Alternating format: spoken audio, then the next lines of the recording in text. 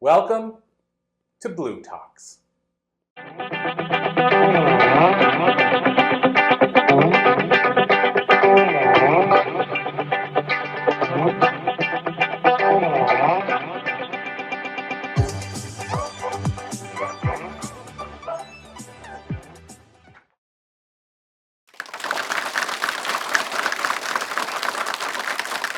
Awesome. Well, this is our last interview for the day. Thank you guys for joining us. I'm here with Dave Carroll. I know he's worked his way onto other brands, but some people will say Mr. United Brakes Guitars. Yes. And still using Taylor guitar, I think I saw. I am. That's the one they gave me. Okay, yeah, I was going to ask about that. So I want to dive in, if you're okay with it, Dave. I'm going to jump right in a little bit about United and then a little bit about Tom the Tomato, and then I'm going to give the floor over to you. Sure. So to start out, because actually Tyler, who's here with us today, who's the Nut Milker, his viral video is called The Nut Milker. Okay. Feel free to check it out. And so I told Dave. Not the best title. No, but it's like it's got like 80 million views or something like that. Okay. Yeah, so it's went viral. Oh, and then I just introduced him to Mr. United Brakes Guitars, and he's like, "Oh, I don't know that story." So you're still reaching new people every day. Yeah. So can you? I mean, a brief version because we only have a limited amount of time. Can you tell us just a little bit about United? And I know a bit about the story, so I can follow up some questions. But what is the United Brakes Guitar story? 15 years ago, on July 6th, it'll be 15 years. The year before that, in 2008, my brother Don and I and our band Sons of Maxwell were traveling to Nebraska, and we had to land in Chicago to deplane and catch our connector. And I was at the window seat. Mike Hiltzer, bass player, was at the other window seat, and a woman behind him looked out the window and said, "Oh my God, they're throwing guitars outside." And it turned out that my Taylor guitar, very much like that one, was really badly damaged. And so they didn't want to fix it, and I thought that they should. And so I spent the next 9 months just poking away, trying to get somebody to take responsibility for the broken guitar, which they wouldn't do. And ultimately, Miss Earlwig from United Airlines said, "Mr. Carroll, essentially, I'm breaking up with you. We're not responsible for the damage to your guitar." And so I said, "I think you are." And I had this idea that I started typing to her right away and said, I'm going to write 3 songs, and I'm going to share it with my friends in the music and film industry, and we're going to make 3 videos and put them on this thing called YouTube that I'd heard about. And it ended up, we did. Another 7 months went by, and we posted the first video thanks to friends that came together for $150. I made the first video and put it up on Monday, July 6th. And by Friday of that week, it had 1 million views at a time when viral videos were kind of new. And it became sort of a pioneer in viral videos, and it became the #1 music video in the world for the month of July, and one of the biggest customer service stories ever, maybe, on social media at least. Yeah, I mean, and to give you an idea of how chaotic it went, I have a pretty good memory. I might remember some of this stuff off a little bit, but I remember you telling me, I believe, about like it got so chaotic that news places were calling in, and you had the family working the kitchen.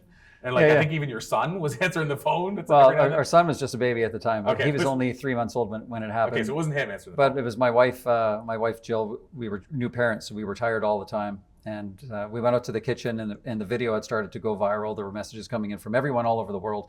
And I was answering a call about an interview, and my wife's a good multitasker, but she was overwhelmed because I looked across the kitchen, and she was breastfeeding our son Flynn and answering a call and typing at the same time. And so we got a card table from Walmart and a 2-line phone, and hunkered down for a really intense couple of weeks. Yeah, it was.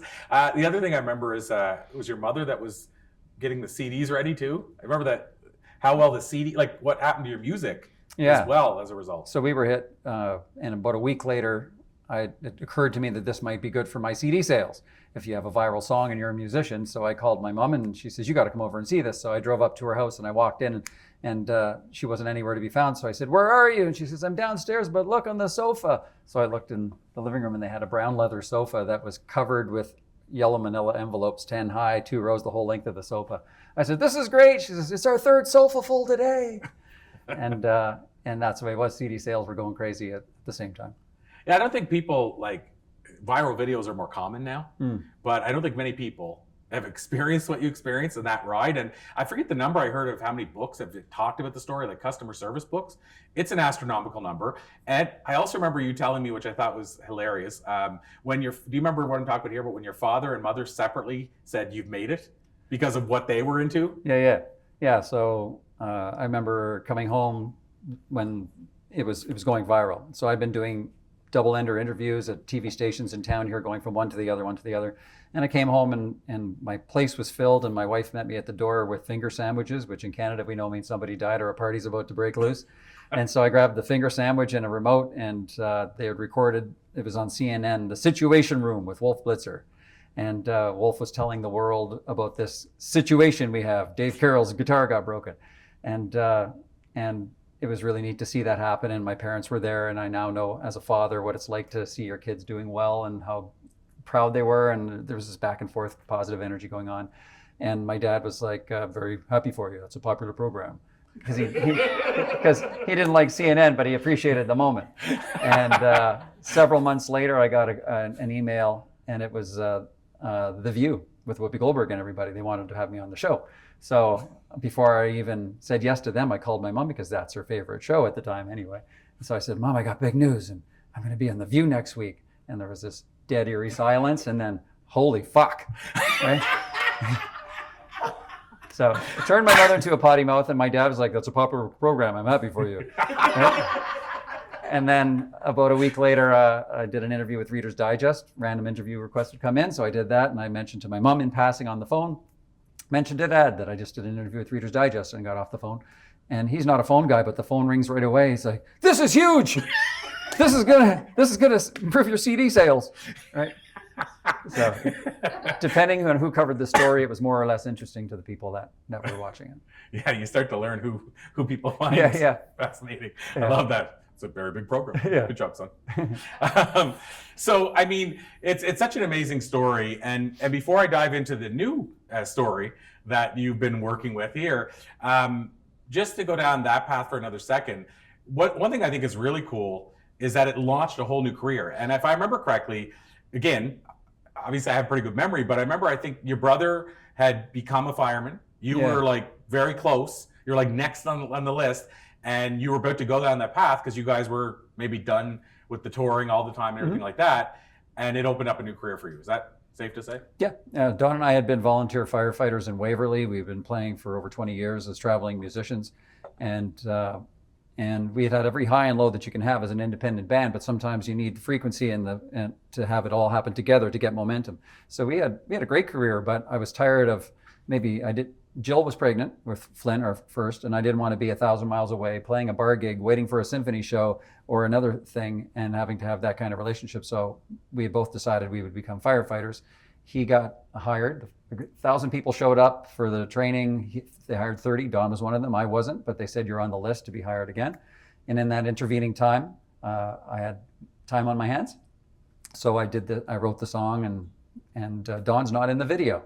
And people think we had this big schism where it was my ulterior motive to make sure my brother was squeezed out of the business. And it was just, I asked him, I said, do you want to be in that video I told you about? I said, we're going to shoot it next Tuesday. And he's like, I got to work. I said, okay, well, no one will probably watch it. And that's why he's not in the video. But that's a while. Now, the big thing is for anybody here who hasn't watching or here in the room who hasn't seen the video, obviously they got to go see the video because it literally, and I don't know how you did that, but it literally tells the whole story in like 4 minutes or 5 minutes. Yeah. That's very hard to do in a music video. Yeah, that's the craft of songwriting though, right? You're telling a story and you have definite start and finish lines and you got to get it in. That's what I love about songwriting.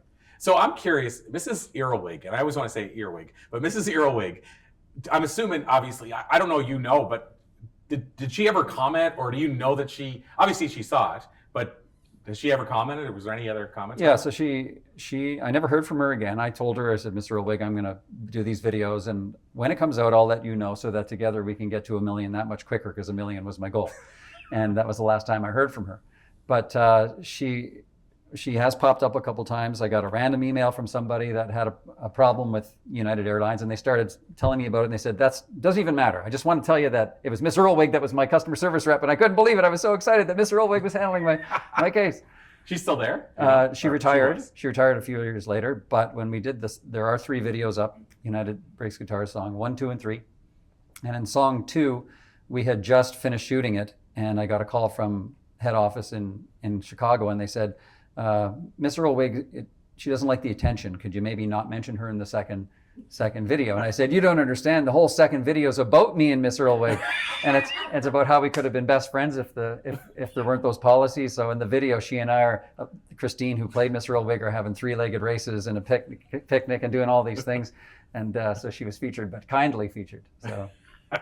I love it. There's so much that happened from the story. Like, it's so wild. Like, I remember hearing about, I think it was in the book that you did with Hay House as a result of this, that how much, like, the percentage of their market share went down or something. It talked about Taylor or sorry, United. Yeah. The media had said that it dropped their stock by 10% or $180 million at a time, which that made it newsworthy in boardrooms around the world. So then somebody said, maybe do you want to come and speak at our event? And I said, sure. And so the next week I became a speaker, and I've traveled to 34 countries as a speaker, and ended up signing a book deal with Hay House and got to tour with Wayne Dyer, and he gave me a foreword for the book, and yeah. Yeah, it's so wild. And before, like I say, I switch gears a bit, on the United side, one of the other things I remember this part of the story, well, there's two cool stories. One about the Taylor situation, them saying, you've given us a lot of marketing here. We really appreciate it. Here's some guitars. That was a cool story. And then on the United side, I might be wrong on this day, but it was Whoopi Goldberg or somebody said they should be paying you to show their video or something to their staff or something. So when I was on The View that day, it was my mom's favorite show. So she said, when you sit down on that couch, you be careful because it could hurt your back. And I sat down, and it was hard. She knew her show, right? So,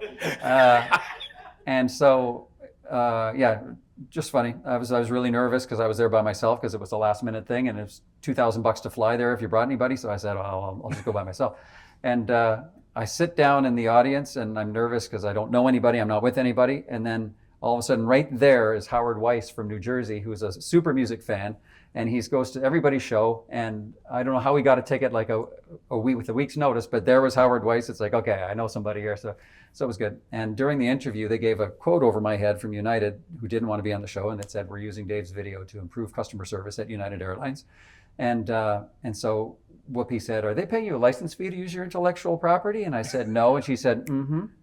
And so I called United and I said, Whoopi Goldberg said you should be paying me a license fee, as other companies have been, to use my intellectual property to improve their customer service. And they said, we're not doing it. And I showed them the screenshot that said they were doing it in their own quotations. And so they became a customer of mine at the end of the day, and they did pay a license fee. So amazing. That's so wild. So it's hard to switch gears from that. How do you follow that? But I want to go into Tom the Tomato Plant. Yep. So can you tell us a bit about how that project came to life? Yeah, so Tom the Tomato Plant is, it was a story that I wrote for my kids, and it became a pandemic project. And so I've got two boys, Flynn and Fisher, and Flynn's 15 now, Fisher will be 12 in a couple weeks. But I wrote the story, say, in 2017, 2018, and I would lie in bed with the boys when they were going to bed and just riff stories off the top of my head. And so some days, Fisher in particular, he was pretty colorful. He'd say, okay, Dad, tonight, Nan has to wear a jetpack, and she has to fly into the moon, disintegrate it into 1,000 pieces, then come back and land on a giant trampoline, and then go all the way to the Empire State Building, and I would have to come up with a story about that. But this one day, he didn't have any ideas. He was upset, and I said, what's wrong? And it turns out that he was at church with my dad that morning, and they were coming home. It was wintertime, because he said, what's that? When he pointed at the cemetery. And my dad said, well, that's where you go when you die. And then he probably started driving again, and that became the whole death and dying talk. So when I said, what's wrong? He said, Dad, I don't want to live in a box under the snow for all eternity in the dark when I die. So I came up with the story of the life of a tomato plant named Tom. Should I tell it? Yeah. Okay. So Tom is a tomato plant smaller than all the rest. His earliest memories are bumping along in the back of the farmer's market truck.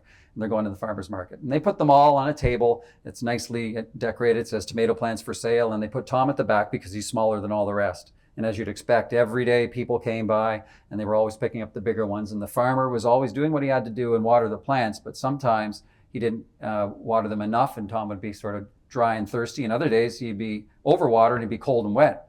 The farmer was just always in a hurry. And eventually it got to the point late in the season where Tom was the only one on the table. And he was sitting there with his vines hanging forward and looking down because he knew he was never going to get forever home. And that was the way it was until this one day a family comes by, and there's a little girl and her brother and her mom and dad. And like everybody else, no one's noticing Tom. The sign's now dangling to the side, except the little girl saw something. And she saw him and she looked. She says, "Mommy, why is that tomato plant all by itself?" And they stopped and they paused and they didn't really have an answer. So they went over and they took a look at Tom, and the mother says, "Well, he's smaller than all the rest. He probably won't grow to be very big or grow very many tomatoes. That's probably why he's still there." And the little girl said, "Well, can't we give him a forever home?" And they thought about it and they decided that they could. So they brought him home, and they didn't just put him anywhere. They put him on the super sunny part of the deck that always got lots of sun.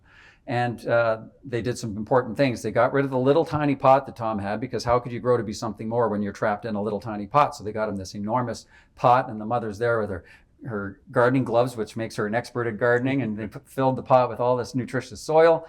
And every day Tom's reaching, he's trying to touch the sun, knowing that he'll never touch it, but if he can get a little closer, he'll probably grow bigger tomatoes and grow bigger. And he knew everyone was on his side. And sure enough, he eventually grows into the fullest version that he could ever have imagined, that nobody ever said he could. And he grows 4 giant tomatoes for 4 happy family members, and they each take a turn plucking the tomatoes, and the little girl goes last because she was his fast friend, and she plucks the last one and says, "Thank you, Tom." And he gets to watch them enjoy the tomatoes through the deck into the window, looking at their kitchen table. And he's filled with this gratitude for the life that he had. And because it was so late in the season, it starts to snow. And he'd never really seen snow before, and he could feel it was cool on his vines, but not cold, because he was so warm on the inside from everything that he had done in his life and what he had experienced. And so he took one last look at his family, and with all the gratitude and realizing that he was getting older, and he started to realize what he was before Tomato Plant. And it didn't scare him. It felt like home, in fact. And so he took one last look at his family, and he closed his eyes and he let sleep come. And that's the story of Tom the Tomato Plant. Yeah. So when I would tell stories to the boys at night, they would say almost always, "Dad, that story sucks." But this time they said, "That's a pretty good story, Dad." So I decided to finish it off. I had a friend named Paul Tuffanello who has written kids' books, and he encouraged me to see it through, and found a really good illustrator. And so we have this package now, and every book comes with a bookmark that has tomato seed paper at the back. You can pull that off and grow and nurture your own tomatoes like Tom has nurtured. And there's a song in the back with the lyrics and a QR code to a music video that aligns with the messages in the song, even though it wasn't written for the book. It's nice when synchronicity happens. The song that I had written for my kids aligned with the message, so it's there too. So I have just a couple of minutes left, Dave, and I know you're going to play a few songs for us, but first of all, love the story. It's so powerful.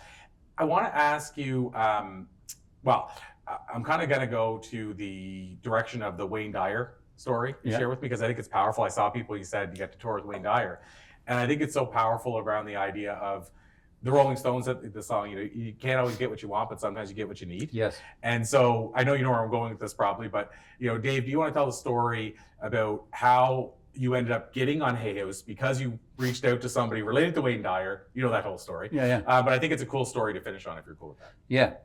And there's a song associated to it. I'll do it when I do some tunes. But so I was a big fan of Wayne Dyer's for a long time. And I remember reading The Power of Intention, which I thought was a great book. And so because I read The Power of Intention, I wanted to read more of that kind of thing. So I read The Power of Now by Eckhart Tolle. When someone said, "If you like that one, try this one." And I really liked The Power of Now as well. So I ended up writing a song inspired by that I call Now. And I sent a message to Wayne Dyer. He was living in Florida apparently. And so I sent him a message and said, "Thank you for the inspiration that led to this song." And I heard nothing back from him because he had a lot of fan mail, I guess. Whatever reason, I didn't hear back from him. But I did hear from Eckhart Tolle's publisher, Constance Kello, at Namaste Publishing. And I was in Timmins about to do a CD release for the CD that had this song on it. And it was a crazy message. It's like, "Dave Carroll, it's Constance Kello. I represent Eckhart Tolle. He sold 15 million books. He's on his second book, A New Earth. He's doing a 10-week series with Oprah Winfrey. And we're on week number 7. And I'm going to take your song. And I think Oprah's going to share it with the world." Right? And that was crazy. This is 2008. If Oprah says your name and you're an author, you're good. And so I was super excited. I had a few days to wait and see what would happen. Nothing happened. I called the next week. "Constance, what happened?" She says, "Well, I gave it to a producer, not Oprah." I called a week later. "Anything from the producer?" She's like, "They're a new age publishing house, right?" She says, "Dave, it's in the universe's hands." I'm like, Constance, the universe is telling me make a follow-up call. Pick up the phone and call somebody. And so nothing happened. I never heard from that. But the song did reach people that needed to hear it. So then United Breaks Guitars happens, and I'm reading another Wayne Dyer book called Excuses Be Gone. And in it, he gives a plug to his daughter's handbag business named Urban Junket. And I thought, I know how to reach Wayne Dyer. Everyone who starts a business answers everyone's email. So I'll send her an email. And I bought my wife a handbag from Urban Junket and said, I'm also a fan of your dad's. And I wrote this song called Now that inspired me. Could you share it with them? And I said, I did this thing called United Breaks Guitars. She writes back, United Breaks Guitars. I love United Breaks Guitars. I live in San Diego, and that's where they kind of make the guitars. So my dad's coming from Hawaii in a couple of weeks. I'll give him your song now. 2 weeks later, I got an email, nothing about the word now in it, but it was, my dad is now a fan of United Breaks Guitars. And if you call Hay House Publishing on this date in a couple of weeks or something, you can talk to the publisher, Reed Tracy, and he thinks you should write a book about it. And so I called Reed Tracy. I left Jill upstairs. I went down to my office. I came back up a half hour later with a book deal and with an advance and everything, right? And so I wrote the book, and I got to tour with Wayne Dyer, and then full circle, before he passed away, he had done some films, and he was doing a film about his father. He was adopted, I guess, The Search for His Father, and they used my song Now as the closing credits for the Wayne Dyer thing. So I remember sitting there thinking, without any of this happening, thinking, man, it would be nice to be a Hay House author one day, but what would I ever talk about? And then years later, I'm touring with Hay House and Louise Hay and everybody. So it was crazy. Every part of your story, in my opinion, is amazing. And anybody that doubts synchronicity, just listen to your story. No, it's not possible. It's wild. When I shared this, we had a boot camp this weekend, a virtual one. And one of the photos I shared was me sitting across from Serena Dyer, doing an interview with her in Fort Lauderdale at the same house Wayne stayed at when he went there. And she said, oh my God, it's so wild you asked that question. She said, Dad was sitting in the same chair as you when he asked that question. And even then, when I say it now, it just goosebumps. Like the idea that in that same space and energy. But when you say Florida, that's where he used to stay. Okay. Yeah. And a side note story on that, just to finish it off, is it's pretty wild. We were talking, and she said this in the interview, or I wouldn't say it, but she said after he passed, it was amazing how many people saw her and went up to her and said, oh my gosh, I used to talk to your dad every day. I'm going to so miss him. And she said, that's so fascinating. She said, because the only two people I remember him talking to every day, or almost every day, was Louise Hay and Reed Tracy. Because he was there at her house on the phone with them. But it's just, like her and I were talking, how weird is it that people would just say, I knew your father so well, I called him every day.